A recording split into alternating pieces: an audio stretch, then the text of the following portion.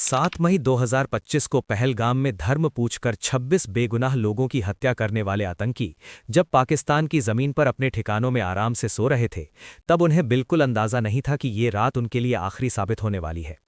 रात लगभग 1:05 से 1:30 के बीच पाकिस्तान के सियालकोट, मुरीद के और बहावलपुर और साथ ही पीओके के मुजफ्फराबाद, कोटली और भिंबर में मौजूद आतंकी ठिकानों पर एक साथ हमला किया गया। लश्कर-ए-तैयबा, जैश-ए-मोहम्मद और हिजबुल मुजाहिदीन के कुल 9 ठिकानों पर 24 मिसाइलें और कई बम गिराए गए। रात के सन्नाटे में चारों तरफ धुएं का गुबार फैल गया और कुछ ही मिनटों में आतंक के ये सभी अड्डे पूरी तरह तबाह हो गए। ये कार्यवाही भारत की तरफ से उन आतंकियों और उनके हैंडलर्स के खिलाफ थी जो पाकिस्तान में छिपकर भारत में मासूम लोगों को मारते रहे हैं। इस मिशन को ऑपरेशन सिंदूर नाम दिया गया। ये उन माँ और बहनों के दर्द का जवाब था जिनकी आंखों के सामने पहलगाम में उनके परिवार उजाड़ दिए गए थे। ऑपरेशन सिंदूर को आतंकवाद के खिलाफ भारत की अब तक की सबसे बड़ी मिलिट्री एक्शन माना जा रहा है। पहली बार भारत ने इंटरनेशनल बॉर्डर से करीब 100 किलोमीटर अंदर जाकर आतंकी ठिकानों को निशाना बनाया। इस ऑपरेशन में 100 से ज़्यादा आतंकियों के मारे जाने की जानकारी सामने आई। इनमें जैश-ए-मोहम्मद के चीफ मसूद अजहर के परिवार के 10 लोग और उसके 4 करीबी एसोसिएट्स शामिल थे। ये हमला इतना जोरदार था कि सैकड़ों बेगुनाह लोगों की मौत का जिम्मेदार मसूद अजहर खुद टूट गया और ये कहते हुए सुना गया कि काश वो भी इस हमले में मारा गया होता। अब सवाल ये था कि भारत ने पाकिस्तान के अंदर इतना बड़ा ऑपरेशन कैसे किया, इसकी प्लानिंग कैसे हुई और इसके बाद हालात कैसे बदले। आतंकी ठिकाने तबाह होने के बाद पाकिस्तान ने घबराकर भारत के सिविलियन एरियाज और मिलिट्री साइट्स को नुकसान पहुंचाने की कोशिश की, लेकिन वो इसमें पूरी तरह नाकाम रहा। इसके जवाब में इंडियन आर्म्ड फोर्सेज ने पाकिस्तान के 11 एयरबेस पर कड़ी कार्रवाई की। इससे पाकिस्तान को भारी नुकसान हुआ और उसे पीछे हटने पर मजबूर होना पड़ा। पहलगाम हमले को अंजाम देने वाले 4 आतंकी हमले के बाद जंगलों में भाग गए, लेकिन भारत ने साफ कहा कि इस हमले के जिम्मेदार लोगों और इसकी साजिश रचने वालों को उनकी कल्पना से भी कहीं बड़ी सजा दी जाएगी। भारत ने यह भी साफ किया कि ये एक बेहद प्रिसाइज और जॉइंट मिलिट्री ऑपरेशन था, जिसमें पाकिस्तान और पाकिस्तान ऑक्यूपाइड जम्मू एंड कश्मीर में मौजूद 9 बड़े टेरर कैंप्स को निशाना बनाया गया। इसका मकसद सिर्फ पहलगाम हमले के विक्टिम्स को जस्टिस दिलाना था। हमले के बाद पाकिस्तान की ओर से रात के अंधेरे में ड्रोन्स भेजे गए, लेकिन इंडियन आर्मी ने तुरंत एक्शन लेते हुए करीब 50 ड्रोन्स को हवा में ही नष्ट कर दिया। इसके साथ ही देशवासियों को भरोसा दिलाया गया कि मातृभूमि पर किसी भी तरह का हमला सफल नहीं होने दिया जाएगा। इसी दौरान लाहौर में मौजूद पाकिस्तान का एयर डिफेंस रेडार और डिफेंस सिस्टम भी इंडियन फोर्सेस की कार्रवाई में पूरी तरह न्यूट्रलाइज कर दिया गया। इस पूरी कहानी की शुरुआत 22 अप्रैल 2025 से होती है, जब पाकिस्तान के आतंकी संगठन लश्कर-ए-तैयबा से जुड़े उसके फ्रंट ग्रुप टीआरएफ के 5 से 6 आतंकियों ने पहलगाम की बैसरन घाटी को पूरी तरह दहशत में बदल दिया। आतंकियों ने वहां मौजूद लोगों को रोका, उनसे उनका धर्म पूछा और जैसे ही किसी ने खुद को हिंदू बताया, उसे गोली मार दी गई। वो यही नहीं रुकी, आतंकियों ने पुरुषों से उनकी धार्मिक पहचान साबित करने के लिए कलमा पढ़ने को कहा। जो लोग कलमा नहीं पढ़ पाए, उन्हें बेरहमी से मार दिया गया।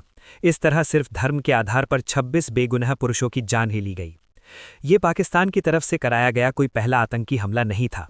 पिछले 2-3 दशकों में पाकिस्तान स्पॉन्सर्ड टेररिज्म के तहत 2001 parliament attack, 2011 Mumbai attack, Pathankot, Uri और पुलवामा जैसे कई बड़े हमले भारत में कराए जा चुके हैं।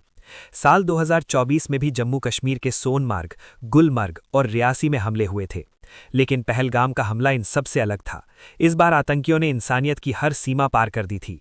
धर्म के आधार पर की गई इन हत्याओं ने भारत की सहन शक्ति की हद भी पार कर दी। वहीं दूसरी तरफ पाकिस्तान ने हमेशा की तरह वही पुराना खेल शुरू कर दिया।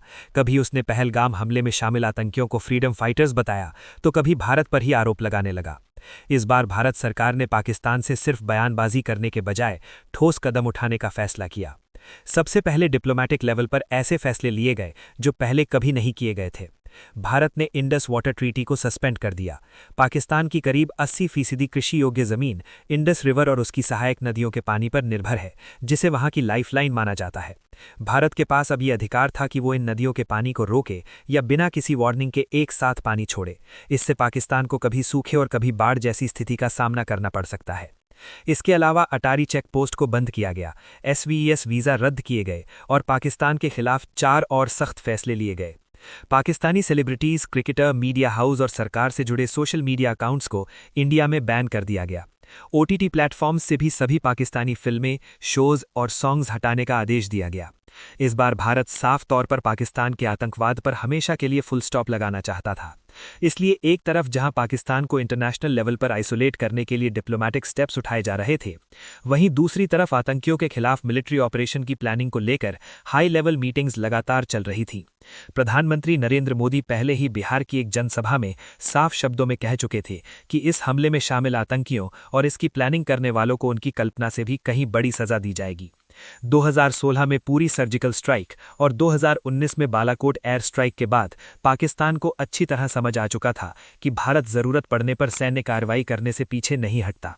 इसी डर की वजह से पहलगाम हमले के बाद पाकिस्तान को आशंका थी कि इस बार भी भारत जवाबी कार्रवाई करेगा। इसी बीच वो एलओसी पर लगातार फायरिंग करके माहौल बिगाड़ने की कोशिश करने लगा। उसका मकसद साफ था, तनाव बढ़ाकर विदेशी ताकतों का ध्यान खींचना, ताकि न्यूक्लियर वॉर का डर दिखाकर भारत पर दबाव बनाया जा सके और उसे किसी कार्यवाही से रोका जा सके। लेकिन भारत ने इन चालों की परवाह नहीं की। पहलगाम हमले के बाद भारत पूरी गंभीरता से आतंकियों के खिलाफ एक बड़े ऑपरेशन की तैयारी में जुट चुका था। 19 अप्रैल को दिल्ली में एक हाई लेवल मीटिंग हुई। इस मीटिंग में प्रधानमंत्री नरेंद्र मोदी, रक्षा मंत्री Rajnath Singh, national security adviser Ajit Doval, chief of defence staff General Anil Chauhan और तीनों सेनाओं के प्रमुख मौजूद थे। इस बैठक में प्रधानमंत्री मोदी ने साफ कहा कि आतंकवाद को खत्म करने के लिए सेनाएं जो जरूरी समझें वो कदम उठाएं। उन्हें पूरी छूट दी गई। इसके बाद भारतीय सेनाओं ने फैसला किया कि पाकिस्तान और पाकिस्तान के कब्जे वाले जम्मू और कश्मीर में मौजूद आतंकी ठिकानों पर एक बड़ी एयर स्ट्राइक की जाएगी। मकसद साफ था, उन ठिकानों को खत्म करना जहां बैठकर भारत पर हमलों की साजिश रची जाती थी और जहां आतंकियों को ट्रेनिंग दी जाती थी। इस काम में खुफिया एजेंसियां भी पूरी ताकत से जुट गईं। रॉ और एनएटीआरओ ने पाकिस्तान और पीओके में मौजूद आतंकी ठिकानों की रियल टाइम जानकारी जुटानी शुरू कर दी। हर एजेंसी, हर अफसर अपना सबसे अच्छा देने में लगा हुआ था। सभी के मन में एक ही बात, पहलगाम हमले के दोषियों और उनके अड्डों को खत्म करना। ऑपरेशन से जुड़ी कोई भी जानकारी बाहर ना जाए, इसके लिए पूरी गोपनीयता बरती जा रही थी। बहुत कम समय में रॉ और एनएटीआरओ ने कुल 21 आतंकी ठिकानों की पूरी जानकारी इकट्ठा कर ली और ये इनपुट्स प्लानिंग टीम को दे दिए गए। इन 21 में से 9 सबसे अहम और खतरनाक ठिकानों को चुना गया। यही वो जगहें थीं जहां से पुलवामा, 26/11 और पहलगाम जैसे बड़े हमलों की साजिश रची गई थी। इन 9 ठिकानों पर लगातार नजर रखी जाने लगी। उन्हें पूरी तरह सर्विलांस में रखा गया। एनएसए अजीत डोभाल ने इन 9 टारगेट्स को फाइनल किया और 5 मई तक पूरे ऑपरेशन का ब्लूप्रिंट तैयार कर लिया। इसके बाद उन्होंने प्रधानमंत्री मोदी से मिलकर ऑपरेशन की मंजूरी मांगी। प्रधानमंत्री मोदी ने बिना देर किए इन 9 आतंकी ठिकानों पर कार्रवाई की मंजूरी दे दी। पहलगाम में आतंकियों ने हिंदू महिलाओं का सुहाग उजाड़ा था। उसी दर्द और उसी इंसाफ की भावना से इस मिशन का नाम रखा गया ऑपरेशन सिंदूर। ऑपरेशन शुरू करने से पहले हर छोटी बड़ी डिटेल को ध्यान से चेक किया गया। हर पॉसिबल रिस्क का पूरा असेसमेंट किया गया ताकि किसी भी तरह की मिस्टेक की कोई गुंजाइश ना रहे। इस मिशन के लिए फाइटर जेट्स की एक मजबूत टीम बनाई गई। इसमें रफाल, मिराज और सुखोई MKI जैसे एडवांस्ड और लॉन्ग रेंज स्ट्राइक करने वाले फाइटर जेट्स शामिल थे। इन सभी एयरक्राफ्ट को इंडियन एयर स्पेस में रहकर ही ऑपरेशन करना था। रफाल और मिराज को फ्रंट लाइन पर रहकर अटैक एग्जीक्यूट करने की जिम्मेदारी दी गई थी, जबकि सुखोई MKI जेट्स को एयर डिफेंस कवर देना था ताकि अगर कोई खतरा सामने आए तो तुरंत उसे हैंडल किया जा सके। ऑपरेशन में हाई प्रिसिजन और लॉन्ग रेंज वेपन्स का इस्तेमाल होना था। इसमें एस्कैल्प, ब्राह्मोस और हैमर जैसे मॉडर्न वेपन्स शामिल थे। एस्कैल्प एक क्रूज मिसाइल है जो करीब 550 किलोमीटर दूर मौजूद टारगेट को पिन पॉइंट एक्यूरेसी के साथ डिस्ट्रॉय कर सकती है। ये बहुत लो एल्टीट्यूड पर उड़ती है जिससे एनिमी रेडार इसे डिटेक्ट नहीं कर पाते। ब्राह्मोस एक सुपरसोनिक क्रूज मिसाइल है जिसे इंडिया और रशिया ने मिलकर डेवलप किया है। इसे लैंड, सी या एयर किसी भी प्लेटफॉर्म से लॉन्च किया जा सकता है। इसकी स्पीड साउंड से करीब 3 गुना ज्यादा होती है और ये 500 किलोमीटर तक पहुंच जाती है। इसके अलावा फ्रांस की टेक्नोलॉजी से बना हैमर बम भी इस्तेमाल किया जाना था। ये बम 250 से 1000 किलो तक का पेलोड ले जा सकता है और बिना GPS सिग्नल के भी करीब 70 किलोमीटर दूर के टारगेट को पूरी तरह डिस्ट्रॉय कर सकता है। ऑपरेशन में स्पाइस 2000 बम का इस्तेमाल भी तय था। इस मिशन में कामिकाजी ड्रोन्स भी एक बहुत अहम रोल निभा रहे थे। ऑपरेशन से पहले ये ड्रोन्स एनिमी टेरिटरी में घुसकर लगातार सर्विलांस कर रहे थे। इससे ऑपरेशन टीम को रियल टाइम और एक्यूरेट इनपुट्स मिल रहे थे ताकि किसी भी तरह की गलती ना हो। इंडिया ने जिन 9 सबसे इंपॉर्टेंट टेररिस्ट टारगेट्स को चुना था, उनमें से 5 टारगेट्स पीओके में मौजूद LOC से सिर्फ कुछ किलोमीटर की दूरी पर थे, बाकी 4 टारगेट्स पाकिस्तान के अंदर इंटरनेशनल बॉर्डर से 6 किलोमीटर से लेकर करीब 100 किलोमीटर तक भीतर मौजूद थे। इंडियन एयरफोर्स के साथ साथ इंडियन आर्मी और इंडियन नेवी को भी स्टैंड बाय पर रखा गया था, ताकि ऑपरेशन के बाद अगर लैंड या सी पर कोई कॉन्फ्लिक्ट होता है तो तुरंत जवाब दिया जा सके। 6 और 7 मई की दरमियानी रात रफाल, सुखोई, MKI और मिराज फाइटर जेट्स मिसाइल्स और बॉम्ब से लैस होकर इंडियन बॉर्डर के अंदर ही अपने अपने टारगेट से सेफ डिस्टेंस पर पोजीशन ले चुके थे। रात का अंधेरा फैला हुआ था, चारों तरफ कंप्लीट साइलेंस थी। POK और पाकिस्तान में बैठे आतंकी, जो कुछ दिन पहले इंडिया के मासूम लोगों की जान ले चुके थे, बेखबर होकर सो रहे थे। उन्हें बिल्कुल भी अंदाजा नहीं था कि ये रात उनके लिए आखिरी साबित होने वाली है। रात के 1 बजे के बाद जब चारों तरफ पूरी तरह सन्नाटा था, उसी वक्त भारत की तरफ से पहला हमला शुरू हुआ। सबसे पहले POK की राजधानी मुजफ्फराबाद में मौजूद लश्कर-ए-तैयबा के सवाई नाला ट्रेनिंग कैंप को निशाना बनाया गया। यही वो जगह थी जहां ट्रेनिंग लेकर आए आतंकियों ने 2024 में सोनम मर्ग और गुलमर्ग में और 22 अप्रैल 2025 को पहलगाम में भारत के निर्दोष लोगों की जान ली थी।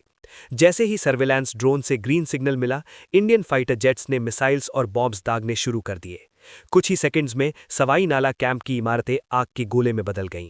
चारों तरफ तेज धमाकों की आवाज गूंज उठी और आसमान काले धुएं से भर गया। कई आतंकी वहीं मारे गए और जो बचने की कोशिश कर रहे थे वे गिरती इमारतों के मलबे में दब गए। इसके बाद अगला टारगेट POK के मुजफ्फराबाद में ही LOC से करीब 15 किलोमीटर दूर मौजूद जैश-ए-मोहम्मद का सैयदना बिलाल कैंप था।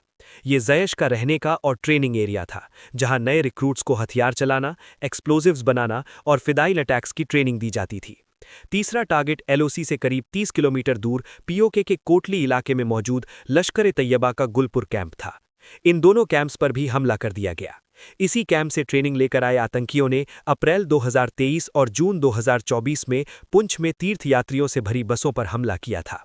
सैयदना बिलाल कैंप और गुलपुर कैंप पर मिसाइल्स और बॉम्ब्स की लगातार बारिश होने लगी। इस पूरे वक्त प्रधानमंत्री नरेंद्र मोदी लगातार NSA अजीत डोभाल के संपर्क में थे और ऑपरेशन की हर अपडेट ले रहे थे। इसके बाद इंडियन फाइटर जेट्स का अगला निशाना भी POK इलाके में लश्कर-ए-तैयबा का बरनाला कैंप और कोटली में जैश-ए-मोहम्मद का अब्बास कैंप बना। बरनाला कैंप में लश्कर अपने आतंकियों को हथियार चलाने, फेक IDs बनाने और जंगल में सर्वाइव करने की ट्रेनिंग देता था। वहीं अब्बास कैंप, जिसकी कैपेसिटी करीब 15 टेररिस्ट्स की थी, वो जैश-ए-मोहम्मद फिदाइन तैयार करता था। जैसे ही फाइनल क्लियरेंस मिला, एक के बाद एक कई मिसाइल्स आसमान से गिरी और दोनों आतंकी ठिकाने पूरी तरह तबाह हो गए। उसी दौरान Indian fighter jets Indian aerospace में रहते हुए पाकिस्तान के अंदर भी जैश-ए-मोहम्मद, लश्कर-ए-तैयबा और हिजबुल मुजाहिदीन के कई ठिकानों को निशाना बना रहे थे। ऑपरेशन पूरी प्लानिंग, स्पीड और एक्यूरेसी के साथ अपने अगले फेज की ओर बढ़ चुका था। पाकिस्तान के अंदर भारत का पहला टारगेट सियालकोट में मौजूद जैश-ए-मोहम्मद का सरजाल कैंप था। इसी कैंप में मार्च 2025 में जम्मू कश्मीर में 4 इंडियन सोल्जर्स की हत्या में शामिल आतंकियों को तैयार किया गया था। इसी इलाके में हिजबुल मुजाहिदीन का महमूना जोया कैंप भी मौजूद था, जहां पठानकोट एयरबेस अटैक की प्लानिंग की गई थी। इंडियन एयरस्पेस में रहते हुए फाइटर जेट्स ने सियालकोट के इन दोनों टेरर कैंप्स पर मिसाइल्स और बॉम्ब्स दागे। हथियार अपने तय किए गए टारगेट्स पर जाकर इतने जोर से फटे कि कुछ ही पलों में दोनों कैंप्स मलबे में बदल गए। इसके बाद इंडियन फाइटर जेट्स ने बॉर्डर से करीब 18 से 25 किलोमीटर दूर मुरीदके में मौजूद लश्कर-ए-तैयबा के सबसे बड़े अड्डे मरकजी तैयबा कैंप को निशाना बनाया। ये वही जगह थी जहां 1990 से आतंक की जड़ें मजबूत की जा रही थीं। यहीं 2008 के मुंबई अटैक के लिए अजमल कस्साब और उसके साथियों को ट्रेनिंग दी गई थी। डेविड हेडली और तहावुर राणा जैसे कॉन्स्पिरेटर्स को भी यहीं तैयार किया गया था। जब इस कैंप के एग्जैक्ट कोऑर्डिनेट सामने आए तो ऑपरेशन से जुड़े जवानों के अंदर सालों से जमा गुस्सा और दर्द और ज्यादा तेज हो गया। ये सिर्फ एक टारगेट नहीं, बल्कि उन लोगों का ठिकाना था जिन्होंने पूरे देश को दहला दिया था। बिना समय गवाए मिसाइल्स और बॉम्ब्स ने पाकिस्तान एयर डिफेंस रेडार से बचते हुए मरकजी तैयबा पर हमला किया। जोरदार धमाकों से जमीन कांप उठी, आसमान गूंज गया और कुछ ही पलों में आतंक का ये किला पूरी तरह ढह गया। इन हमलों के साथ भारत पाकिस्तान में चल रहे 8 बड़े आतंकी ठिकानों को खत्म कर चुका था, लेकिन अभी एक सबसे बड़ा और खतरनाक अड्डा बाकी था। ये जैश-ए-मोहम्मद का मेन स्ट्रॉन्ग होल्ड था, जो बॉर्डर से करीब 100 किलोमीटर दूर पाकिस्तान के पंजाब प्रांत में बहावलपुर में मौजूद था। इस कैंप का नाम था मरकज़े सुबहानल्लाह, जो जैश का हेडक्वार्टर था। यही वो जगह थी जहां जैश का चीफ मौलाना मसूद अजहर पैदा हुआ था और यहीं से उसने अपने टेरर ऑर्गेनाइजेशन की नींव रखी थी। इसी ठिकाने से 2001 parliament attack, Jammu Kashmir assembly attack, 2016 Pathankot airbase attack और 2019 पुलवामा अटैक की प्लानिंग की गई थी। इन हमलों में मारे गए लोगों को सच्ची श्रद्धांजलि देने के लिए इंडिया ने इस टेरर हब पर ब्राह्मोस मिसाइल दागी। कुछ ही मिनटों में जैश के हेडक्वार्टर की इमारतें पूरी तरह तबाह हो गई। इस हमले में मसूद अजहर के कई रिश्तेदार और जैश के टॉप कमांडर्स मारे गए। रात करीब 1:05 पर शुरू हुआ ये ऑपरेशन सिर्फ 25 मिनट में खत्म हो गया। इस दौरान आतंक के कुल 9 बड़े ठिकाने पूरी तरह नष्ट कर दिए गए और 100 से ज्यादा आतंकी मारे गए। इस ऑपरेशन में मसूद अजहर का भाई और इंडियन एयरलाइंस IC-814 हाईजैकिंग का मास्टरमाइंड अब्दुल रऊफ अजहर भी मारा गया। इसके अलावा उसके 2 साले और जैश के सीनियर कमांडर्स मोहम्मद यूसुफ अजार और हफीज मोहम्मद जमील भी इस हमले में ढेर हो गए। इसके अलावा लश्कर-ए-तैयबा के 2 बड़े कमांडर खालिद और मुदस्सर खादियान खास भी मारे गए। भारत के ऑपरेशन सिंदूर का असर इतना गहरा था कि मसूद अजहर पूरी तरह टूट गया। इस हमले में उसके 10 रिश्तेदार और 4 करीबी लोग मारे गए। हालात ऐसे हो गए कि उसने ये तक कह दिया कि काश वो भी उनके साथ मारा गया होता। इस पूरे घटनाक्रम में एक खास बात यह रही कि भारत के ऑपरेशन से करीब 3 घंटे पहले पाकिस्तानी वायुसेना ने सोशल मीडिया प्लेटफॉर्म एक्स पर भारत का मजाक उड़ाते हुए एक पोस्ट डाली थी। उसमें लिखा था, शांति से सो जाओ क्योंकि PF जाग रही है। लेकिन इसके 3 घंटे बाद ही भारत ने पाकिस्तान के आतंकी ठिकानों पर हमला कर उन्हें पूरी तरह तबाह कर दिया और पाकिस्तान को असली मायनों में जगा दिया। ऑपरेशन की सफलता के कुछ ही घंटों बाद 7 मई की दोपहर को भारत सरकार ने एक प्रेस कॉन्फ्रेंस की। इस मंच पर फॉरेन सेक्रेटरी विक्रम मिस्री, भारतीय वायुसेना की विंग कमांडर व्योमिका सिंह और भारतीय सेना की कर्नल सोफिया कुरैशी मौजूद थीं। ये कोई सामान्य प्रेस कॉन्फ्रेंस नहीं थी, बल्कि आतंकवाद के खिलाफ भारत का एक मजबूत और प्रतीकात्मक संदेश था। ये संदेश उन आतंकियों के लिए था जिन्होंने पहलगाम में लोगों से उनका धर्म पूछकर उन्हें मारा था और उनकी महिलाओं से कहा था कि जाकर सरकार को बता देना। उसी सोच को जवाब देने के लिए एक हिंदू और एक मुस्लिम महिला अधिकारी को सामने लाया गया। इससे भारत ने साफ दिखा दिया कि वो धर्म के आधार पर बटा हुआ देश नहीं है, बल्कि एकजुट राष्ट्र है। कर्नल सोफिया कुरैशी और विंग कमांडर व्योमिका सिंह ने लाइव वीडियो सबूतों के साथ बताया कि भारत ने ऑपरेशन सिंदूर के तहत POK में 5 और पाकिस्तान में 4 आतंकी ठिकानों को निशाना बनाया और सभी को पूरी तरह नष्ट कर दिया। ऑपरेशन के तुरंत बाद विदेश मंत्री S जयशंकर और राष्ट्रीय सुरक्षा सलाहकार अजीत डोभाल ने अमेरिका, ब्रिटेन, रूस, सऊदी अरब और UAE जैसे देशों को इस कार्रवाई की जानकारी दी। दुनिया के कई बड़े देशों ने भारत की इस कार्रवाई को आतंकवाद के खिलाफ जरूरी कदम बताया। सबसे अहम बात यह रही कि इस बार भारत की विपक्षी पार्टियों ने भी कोई सवाल नहीं उठाया। सभी ने सेना की सराहना की, सरकार का समर्थन किया और आतंकवाद के खिलाफ देश की एकजुटता दिखाई। इसके बाद पाकिस्तान के रक्षा मंत्री ख्वाजा आसिफ ने बयान दिया कि अगर भारत हमले रोक देता है तो पाकिस्तान भी कोई जवाबी कार्रवाई नहीं करेगा। लेकिन उनकी बातों के उलट पाकिस्तानी सेना लगातार LOC पर भारत के रिहायशी इलाकों को निशाना बना रही थी। पाकिस्तान की ओर से सबसे ज्यादा गोलीबारी पुंछ इलाके में हुई। इस फायरिंग में 12 बेगुनाह लोगों की मौत हो गई, जिनमें 4 छोटे बच्चे भी शामिल थे।